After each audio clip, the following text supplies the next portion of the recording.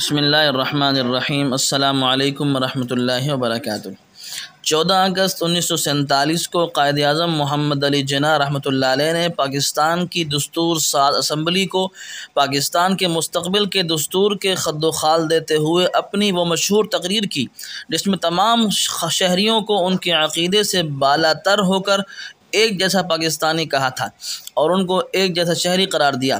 انہوں نے قیام پاکستان کے بعد دو قومی نظریے کے خاتمے کا اعلان کرتے ہوئے فرمایا تھا، آپ دیکھیں گے کہ عنقریب یہاں نہ ہندو رہیں اور نہ مسلمان مذہب کے اعتبار سے نہیں، اس لیے کہ وہ ہر شخص کا انفرادی عقیدہ ہے، بلکہ سیاسی مفہوم میں سب برابر، ریاست کے شہریوں کی حیثیت سے سب برابر۔ مزید فرمایا کہ آپ آزاد ہیں، آپ اس معاملے میں آزاد ہیں کہ ریاست پاکستان میں آپ مندر، مسجد یا کسی بھی عبادت گاہ میں جائیں۔ ریاست کے معاملات سے اس بات کا کوئی تعلق نہیں کہ آپ کس مذہب، ذات یا مسلک سے تعلق رکھتے ہیں۔ 15 اگست 1947 سے 1956 تک جا کر دستور پر کام مکمل ہوا۔ 12 مارچ 1949 کو قائد اعظم کی وفات کے 6 ماہ بعد دستور کا دیباچہ یعنی قرارداد مقاصد ہی منظور ہوئی۔ یہ پہلا پاکستانی دستور 29 فروری 1956 کو منظور ہوا اور 23 مارچ 1956 کو نافذ العمل کیا گیا۔ اس لیے 23 مارچ کو یوم جمہوریہ قرار دیتے ہوئے ہر سال چھٹی منانے کا اعلان کر دیا۔ اس دستور کے اہم نکات کچھ یوں تھے: پاکستان کا نام اسلامی جمہوریہ پاکستان رکھ دیا گیا، پاکستان کو ایک وفاق قرار دیا گیا اور پارلیمانی نظام حکومت اختیار کیا۔ دستور دنیا کے طویل ترین دساتیر میں سے تھا کیونکہ اس میں وفاقی کے علاوہ صوبائی معاملات بھی ہمیشہ کے لیے طے کر دیے گئے تھے۔ اس میں 234 شقیں اور 6 شیڈول تھے۔ دستور ساز اسمبلی نے 1954 میں گورنر جنرل کے اختیارات میں کمی کی کوشش کی تھی تو گورنر جنرل غلام محمد نے اسے گھر بھیج دیا تھا اور یوں مشہور عدالتی نظریہ ضرورت نے جنم لیا تھا۔ غالباً اسی وجہ سے 1956 کا دستور منظور کرنے والی اسمبلی صدر کے اختیارات کے بارے میں محتاط تھی۔ اس دستور میں صدر کو وسیع اختیارات دیے گئے تھے۔ صدر کو 5 سال کی مدت کے لیے قومی اسمبلی اور صوبائی اسمبلیاں منتخب کرتی تھیں۔ وہ کابینہ کے مشورے پر قومی اسمبلی کا اجلاس بلا سکتا تھا یا ختم کر سکتا تھا۔ اجلاس کے علاوہ اسے قومی اسمبلی کو ختم کرنے کا اختیار بھی حاصل تھا۔ بجٹ پیش کرنے کے لیے اس کی منظوری درکار تھی۔ اسے وفاقی قوانین کو ویٹو کرنے کا محدود جبکہ صوبائی قوانین کو ویٹو کرنے کا مکمل اختیار حاصل تھا۔ دستور میں عدلیہ کی آزادی کو یقینی بنایا گیا تھا۔ سپریم کورٹ کے ججوں کو صدر تعینات کرتا تھا اور کسی الزام کے بغیر ان کو نہیں ہٹایا جا سکتا تھا۔ سپریم کورٹ کو آئین کی تشریح کا حق حاصل تھا۔ عدلیہ اور انتظامیہ کی علیحدگی کو بھی یقینی بنایا گیا تھا۔ آئین میں اسلامی تعلیمات کے اصول، غربت کے خاتمے، فلاح کے مساوی مواقع، اقلیتوں کے حقوق کے تحفظ، جہالت کے خاتمے، معیار زندگی کی بلندی وغیرہ کی شقیں شامل کی گئی تھیں۔ بنیادی انسانی حقوق کے تحفظ کو آئین کا حصہ بنایا گیا تھا۔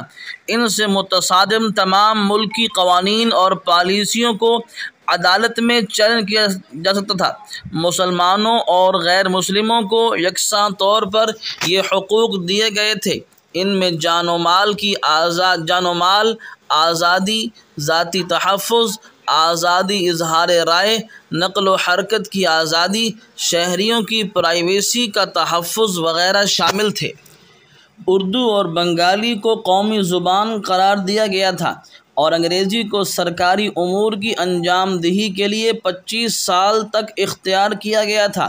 23 مارچ 1956 کو دستور کے نافذ العمل ہونے کے بعد گورنر جنرل اسکندر مرزا پاکستان کے پہلے صدر بن گئے۔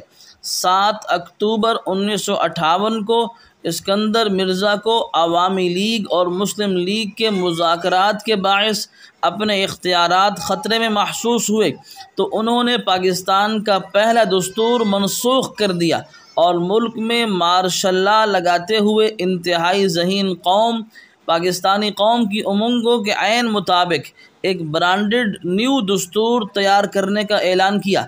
ان کی رائے تھی کہ 15% شرح خواندگی رکھنے والی پاکستانی قوم کے لیے جمہوریت موزوں نہیں ہے۔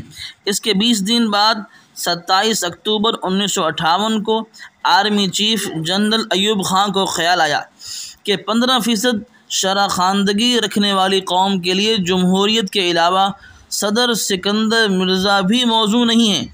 جنرل ایوب خان نے پہلا مارشل لا لگا کر حکومت پر قبضہ کر لیا۔